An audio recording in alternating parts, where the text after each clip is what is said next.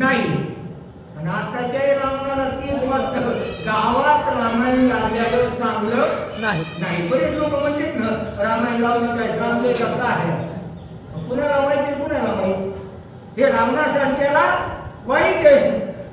रावणाने मनात विचार केला, मनात चकडला की ज्याची बायको चोरून आणली तो माग काढी तिथपर्यंत आला, आता मी मेल्याशिवाय राहणार नाही. आणि त्यांनी सांगितलं, रामाने भेरी निशाण लावून सैन्य आणलं. हे खरंय का? रावणाकडे वाद्य होतं का? नव्हतं. तरी रावणाने अनुमान काढलं, मी जसा शस्त्र हातात बाळगतोय तसा राम देखील असन, असं रावणाचा अनुमान.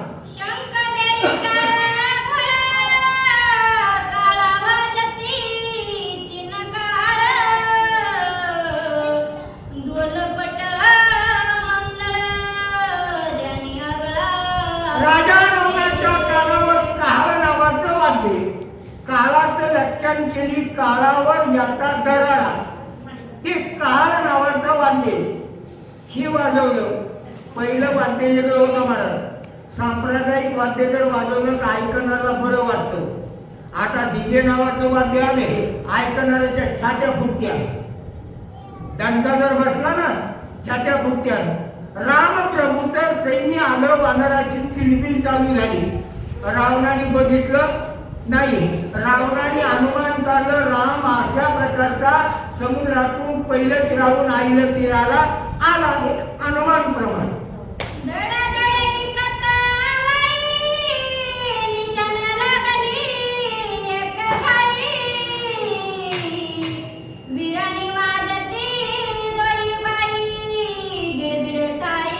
वानराची गिडगिड ऐकू येऊ लागली आणि निशाणाचं वाद्य ऐकू येऊ लागलं रावणाला.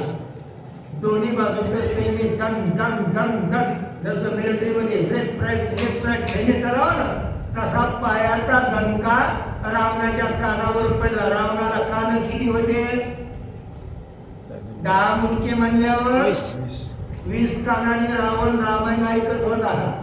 आमचे 2 कान जेव्हा ऐकू येत नाही तेव्हा आम्ही रामायण ऐकायला, जेव्हा ऐकू येत नाही तेव्हा पुढची ऐकायला, आणि जेव्हा दिसत नाही तेव्हा वाचवायला. याचा पुढच्या ओळीचा तुकडा, याचा मागच्या ओळीचा तुकडा, बरोबर नाही महाराज? जोवरी इंद्रिय हात पाय तोवरी परमार्थ ना, पण जेव्हा गुडघे दुखायचे तेव्हा पुढीला. मग असं का बसणं व्हायना, असं पुढीला ही भानगड नाही. म्हणून परमार्थाची साधना करणाऱ्या रावणाने अनुमान काढलं, नक्की राम आपल्याला मारेल. मरणाची भीती कुणालाही आटळे, कारण मरण हे बा उपजली या पिंडात मरण सांगाते. ज्या दिवशी मेला, ज्या दिवशी जन्माला, त्या दिवशी तुमचं मरण निश्चित आहे, फक्त तारीख डिक्लेअर नाही.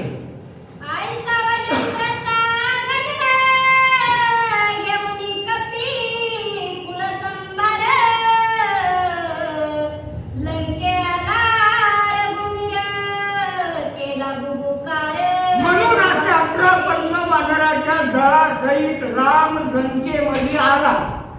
बरं, लढाई करायला आल्यावर गपची द्यावा का गर्जना करून यावा? पहिले डाके येत होते, डाके. इथं गावात डाके पण हे नाही, डाके येत होते पहिले, डाके. त्याच्या नावाने डाका आला, त्याच्या नावाने तो गजर निश्चित करायचा आणि त्याच्या घरी डाका यायचा. पहिले डाके होते, आता दिवसा दरोडे, दिवसा दरोडे येत. म्हणून डाका असणारा आलेला आहे. राम नामाचा गजर वानर करू लागले आणि ह्या गजराचा शब्द रावणाच्या कानावर पडला. देवाचं नाव कपटी माणसाच्या अंतकरणाला झेप देत नाही, त्याला करू लागत. म्हणून रावणाने रामाच्या नावाचा गजर ऐकला, रावणाला पोट उठला.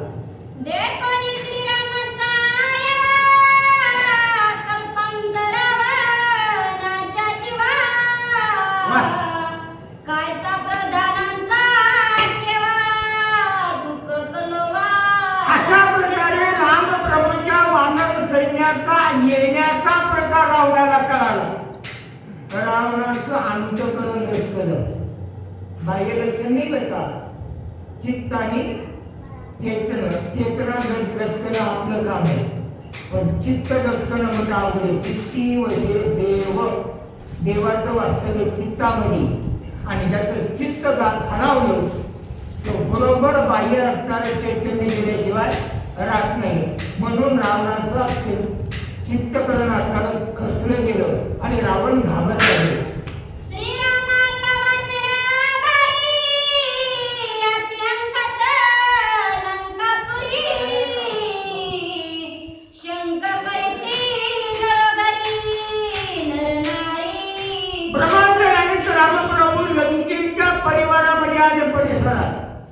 रावणाच्या लंकेमध्ये उल्कापात चालू झाले, भूकंपाचे लंके चालू झाले.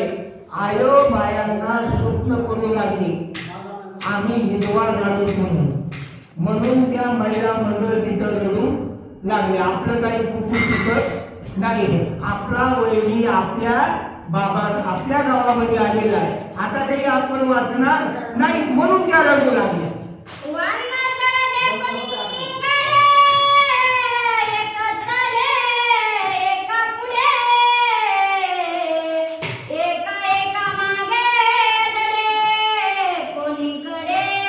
वानराचं सैन्य जेवढ्यांनी बघितलं ती घाबरू लागली. बरं, वानर भीत नव्हते. पहिल्या मूवीमध्ये सांगितलं, पहिल्या त्यामध्ये वानर आणि रावणाची लंका बघितली, त्यावेळेला तिथूनच उड्डाण करायची तयारी. ते नव्हते म्हणजे सगळे चला. आपल्यात तसं नाही आहे. भांडणं जर दोन पोरायचे लागले तर माणसं म्हणजे आमच्या गल्लीत चल, मग तुला दाखवतो. बरोबर आहे का नाही? वानर एवढे आले रावणाच्या लंकेत, एक एकाच्या पुढे जाऊ लागले. आपल्या तसं नाही काम करा, तुम लढो हम कपडे सांभाळले. भांडणं लावणारे लवचे, भांडण करणारे कमी येत. वानराचं सैन्य पुढे जाऊ लागलं हे राक्षस सैन्याने बघितलं.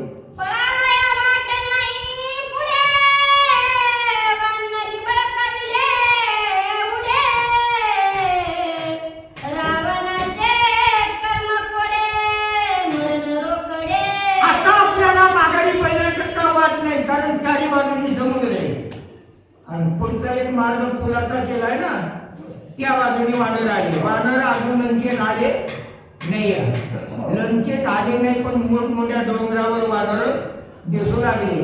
रावणाचं सैन्य आणि रावण सुद्धा घाबरला. मोठा माणूस घरात घाबरतो, पण त्याचं अंतकरण घाबरून द्यायचं मग नाही. माणसाने काय करणं, माणूस गेलं म्हणतंय तुम्ही शाळेत तुम्ही असं रडल्यावर बाकीचे त्याला रडू येते, पण त्याला आवडावा लागतंय. तसं रावणाला रडू आलं, पण रावणाने विचार केला, मी राहिल्यावर 16,108 बायका यांनी जर स्वर काढला तर लंका काय राहायची नाही. जशी मुलगी वाचा लावताना नाही का माणसं म्हणतात, अहो एवढीमध्ये पोरगी झाली काय, त्या पोरीची माय रडली आणि बापाच्या डोळ्याला पाणी आलं नाही. मी म्हणतो बापाने जर माईसारखं रडलं, माईचं बापान बदल काय?